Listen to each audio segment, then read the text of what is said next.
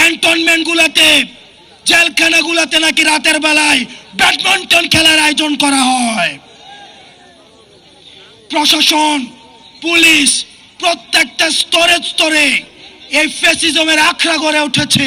প্রশ্নবিদ্ধ এক বিচারের মধ্য দিয়ে আমাদের দেশের উল্লেখযোগ্য আলেমদেরকে ফাঁসিতে ঝুলিয়ে হত্যা করা হয়েছে। আমরা এই বিচার নিশ্চিত না করা পর্যন্ত দুনিয়ার কোন শক্তি নাই আমাদেরকে রাজপথ থেকে উৎখাত করবে।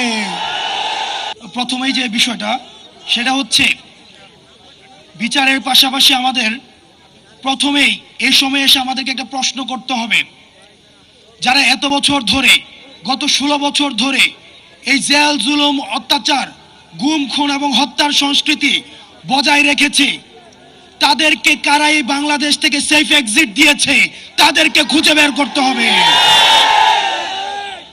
কাদেরকে ক্যান্টনমেন্টে আশ্রয় প্রশ্রয় দেওয়া হয়েছে, কারা এদের সাথে জড়িত তাদেরকে খুঁজে বের করতে হবে। পৃথিবীর ইতিহাসে আর কোথাও নেই একই সাথে শিক্ষক, বুদ্ধিজীবী, অভিনেতা, নায়ক, পেশাজীবী, শ্রমজীবী একই সাথে ফ্যাসিস্টের পা চেটেছে। আজকে আমাদের সময় এসেছে তাদেরকে খুঁজে বের করা। যেই ডাক্তার সেদিন আহতদেরকে চিকিৎসা দেয়নি, যেই জনগণের পয়সার কেনার বুলেট যাদের দরকার ছিল, যেই বিজিবি থাকার দরকার ছিল সীমান্তে, তাদেরকে ডেকে এনে তাদেরকে দিয়ে কারা গুলি চালিয়েছে তাদেরকে খুঁজে বের করতে হবে। আমার পুলিশ ভাইদেরকে কারা ব্যবহার করেছে তাদেরকে খুঁজে বের করতে হবে। RR Kabel, বাংলাদেশের একমাত্র UL এবং VD সার্টিফাইড কেবল যা A গ্রেড LME রেজিস্টার। যাদের কলম এই ফ্যাসিবাদের পক্ষে লিখেছে এই কলমগুলোকে ভাঙতে হবে। যেই যার জিহ্বা এই ফ্যাসিবাদকে সমর্থন জুগিয়েছে এই জিহ্বাগুলোকে আটকাতে হবে। যেই নায়ক, যেই অভিনেতা, যারা সিনেমা বানিয়েছে এই ফ্যাসিবাদের পক্ষে, লক্ষ লক্ষ কোটি দিস্তা কাগজ এই ফ্যাসিবাদের পক্ষে সমর্থন জুগিয়েছে, এই কাগজগুলোকে পোড়াতে হবে। প্রিয় সহযোদ্ধা, আমরা দেখেছি গত 16 বছরে আলেম ওলামাদেরকে, যারা গণতন্ত্রের পক্ষে কথা বলেছে, তাদেরকে যখন জেলে নিয়ে যাওয়া হতো, তাদের কমরের রশি বেঁধে তাদেরকে জেলে নিয়ে যাওয়া হতো।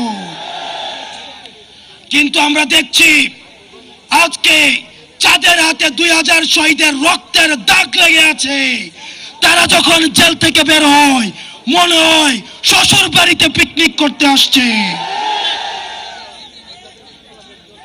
আমরা খবর পেয়েছি ক্যান্টনমেন্টগুলোতে, জেলখানাগুলোতে নাকি রাতের বেলায় ব্যাডমিন্টন খেলার আয়োজন করা হয়। প্রশাসন, পুলিশ প্রত্যেকটা স্তরে স্তরে এই ফ্যাসিজমের আখড়া গড়ে উঠেছে। প্রত্যেকটি জায়গা থেকে ফ্যাসিবাদকে উৎখাত করতে হবে। প্রিয় সহযোদ্ধা, আপনারা জানেন 71কে পুঁজি করে আওয়ামী লীগ গত 16টা বছর শত মায়ের বুক খালি করেছে, শত স্ত্রীকে বিধবা করেছে, শত সন্তানকে এতিম করেছে, শত মাকে সন্তান হারা করেছে।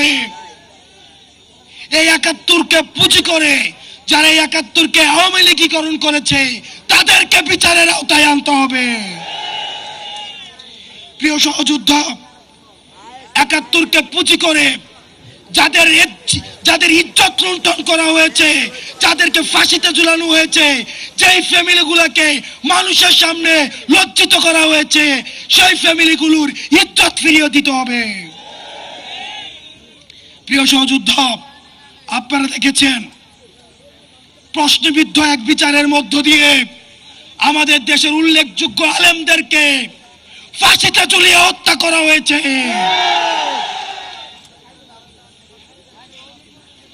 আমরা এই বিচার নিশ্চিত না করা পর্যন্ত দুনিয়ার কোন শক্তি নাই আমাদেরকে রাজপথ থেকে উৎখাত করবে। প্রিয় সহযোদ্ধা, আপনারা জানেন ক্ষমতার লোভে অনেক রাজনৈতিক দল আওয়ামী লীগকে মাফ করে দেওয়ার আলাপ তুলেছে।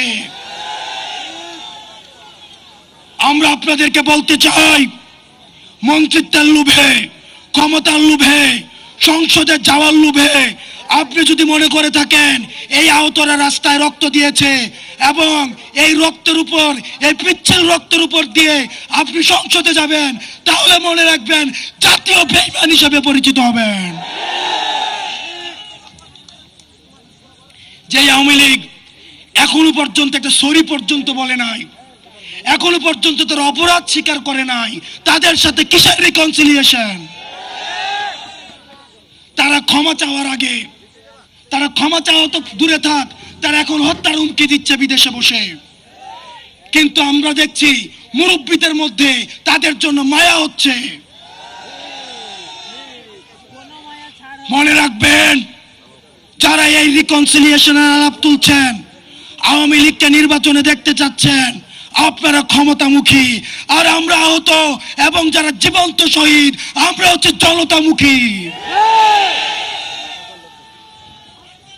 যতদিন পর্যন্ত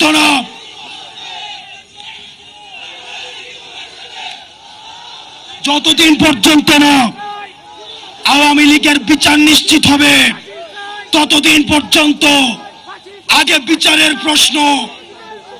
আমি মুরব্বীদেরকে বলতে চাই, রাজনীতিবিদ আছেন, যারা রাজনীতি করছেন, আপনারা ক্ষমতায় যাবেন, গণতন্ত্র প্রতিষ্ঠিত হবে, ভোটাধিকার প্রতিষ্ঠিত, কিন্তু আওয়ামী লীগের বিচার নিশ্চিতের পূর্বে তাদেরকে যদি আপনারা রাজনীতির ময়দানে ফিরিয়ে বলে এই আহতদের রক্তের উপরে পাড়া দিয়ে আপনারা তাদেরকে মাঠে আনতে হবে।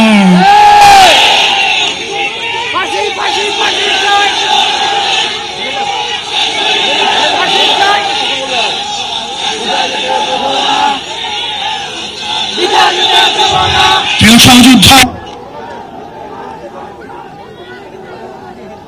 সহযোদ্ধা, আপনারা জানেন আমাদের এই পার্শ্ববর্তী দেশ এখন বাংলাদেশ যাদেরকে জঙ্গি স্বীকৃতি দিয়েছে তাদেরকে এখন পার্শ্ববর্তী ভারতে আশ্রয় দিচ্ছে। এই ভারতের বেতনভুক্ত কর্মচারী শেখ হাসিনা ভারতের প্রেসক্রিপশনে এই গুম, খুন, হত্যাকাণ্ডগুলোকে চালিয়েছে। এখন আমরা ভারতকে বলতে চাই, ভারত যেন সেফ হাউস অফ টেররিস্ট না হয়ে ওঠে। আমরা ভারতের সাথে আর কোন নীল ডাউন ডিপ্লোমেসিতে যেতে চাই না। মতো জানুর কোন ডিপ্লোমেসি ভারতের সাথে চলবে না। ভারতের সাথে সম্পর্ক হবে চোখে চোখ রেখে। আলমের রক্ত আমাদের গায়ে লেগে আছে,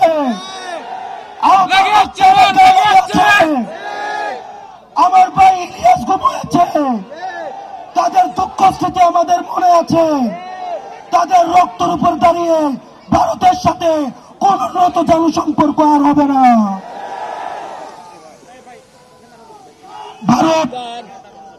ভারতের সাথে আমাদের সম্পর্ক হবে ন্যায্যতার ভিত্তিতে, আমাদের ঈর্ষার ভিত্তিতে। আমরা বলতে চাই, ভারত এটি হচ্ছে গণ অভ্যুত্থানের শক্তি। আমরা ভারতের কোন ষড়যন্ত্রে আমরা পাড়া দেই নাই। ভারত চেয়েছিল আমাদের যারা বন্ধু হিন্দু ভাই, আমাদের যারা সংখ্যালঘু রয়েছে তাদের সাথে আমরা সংঘর্ষে জড়াই, কিন্তু আমরা ভারতের কোন ষড়যন্ত্রে আমরা পা দেই নাই। এই বাংলাদেশে সংখ্যালঘু তারাই যারা বাংলাদেশের বিপক্ষে। আমার কোন হিন্দু ভাই সংখ্যালঘু না, আমার কোন বৌদ্ধ ভাই সংখ্যালঘু না, আমার কোন পাহাড়ি ভাই সংখ্যালঘু না। বাংলাদেশের বিপক্ষে যারা, তারাই হচ্ছে সংখ্যালঘু।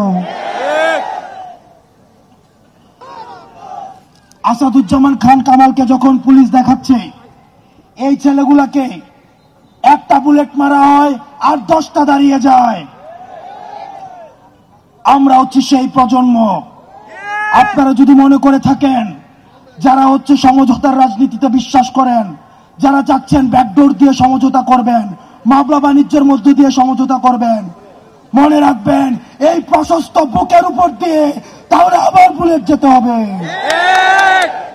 আর কোন বাংলাদেশে সমঝোতার রাজনীতি নয়, আর কোন গুম নয়, আর কোন হত্যা নয়, আর কোন ফ্যাসিবাদের উত্থান নয়। যেখানে ফ্যাসিবাদের উত্থান হবে সেখানেই আমরা একসাথে লড়ব। ওই আপোষ না রাজপথ, দালালি না রাজপথ, দালালি না রাজপথ, দালালি না রাজপথ, আপোষ না সংগ্রাম।